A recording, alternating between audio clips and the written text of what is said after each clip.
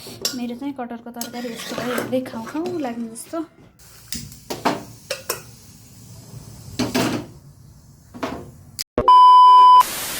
Hello साथीहरू, आज चाहिँ मैले कटहरको तरकारी पकाउँदैछु। सामानहरू चाहिँ पहिले रेडी गरिसकेँ।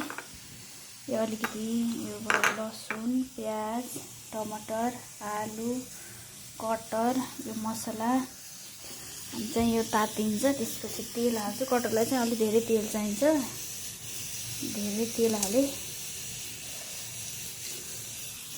तेल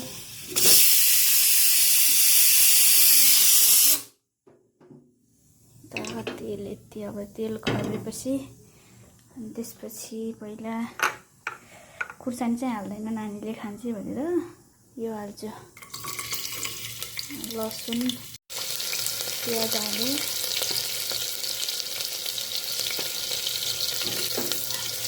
कस्तो मिठो लाग्छ नि कटहरको तरकारी। प्याज हालेँ, त्यसपछि सब मसला पकाउँछु अनि लास्टमा कटहर हाल्छु। खुर्सानी चाहिँ यो लास्टमा पिसेर हाल्नु पर्ला। सिलौटोमा राख्छु यहाँ।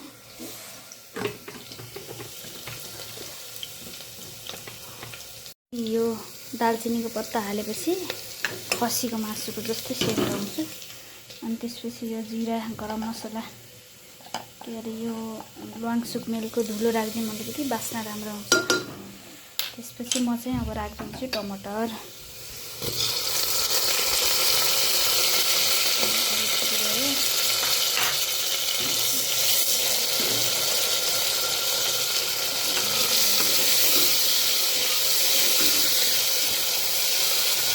राख्छु। नुन राखेपछि टमाटर अलिक छिटो गल्छ स्वाद अनुसार। अनि त्यसपछि बेसार पनि अति राख्नुपर्छ। बेसार राखिसकेपछि यसलाई एकछिन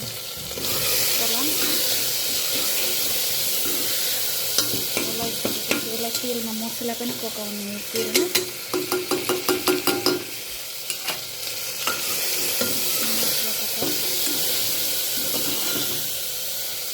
मसला पाकिसकेपछि अघि काटेर राखेको यो लोकल आलु त्यो पनि एकछिन पाक्छ।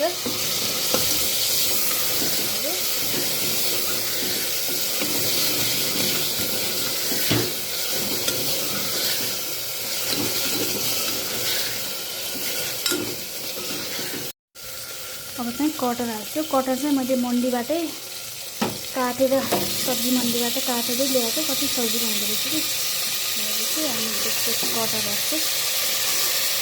राखेपछि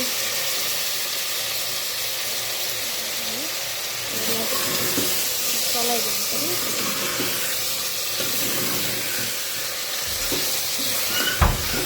यता कटहरको तरकारी पाक्दैछ, एकछिन पानी सुक्नु दिन्छु। अनि यता यो मसुराको दाल पकाउँछु टक्क लाएर।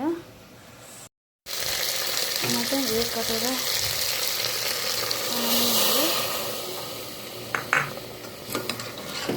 थोरै जाँदैन, थोरै यो पानी कमजोरी सिटी लगाउँछ।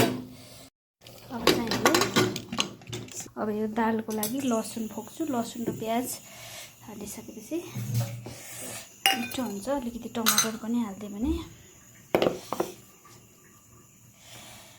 दाल, यो लसुन छिल्छु। मेरो चाहिँ कटहरको तरकारी यस्तो भयो, हेर्दै खाउँ खाउँ लाग्ने जस्तो। अब चाहिँ म यसलाई एमा खन्याउँछु र एक कुकरमा दाल बसाल्छु।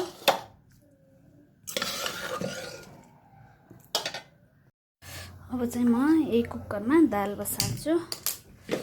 दालको लागि हजुर अब यसलाई ढाकिदिन्छु। अनि रेडी भएको छ। मसुराको दाल पकाउँछु। म चाहिँ दालको लागि थोरै तेल हालेँ। त्यसपछि यति मेथी र यति जिराको गेडा पड्काइदिएपछि मिठो हुन्छ। यो खुर्सानी पनि हाल्छु। यो चाहिँ अघि नै बनाएको लसुन र प्याजको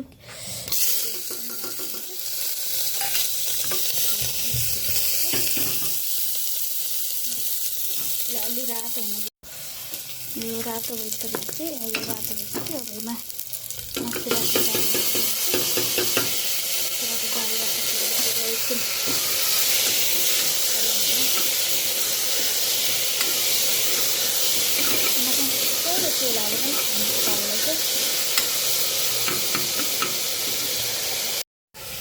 हालिसकेपछि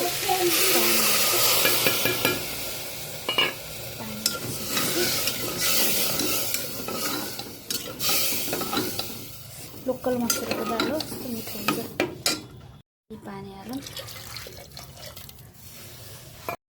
पानी हालिसकेपछि बेसार हालेपछि यति स्वाद अनुसार नुन हालिदिन्छु। अनि त्यसपछि यसलाई 2 सिटी, 1 सिटी लगाउँदा पनि हुन्छ, 1 सिटी लगाउँदा दामी हुन्छ। त्यति बेलासम्म मैले सलाद पनि रेडी गरेँ। यहाँ भात पाकिसक्यो,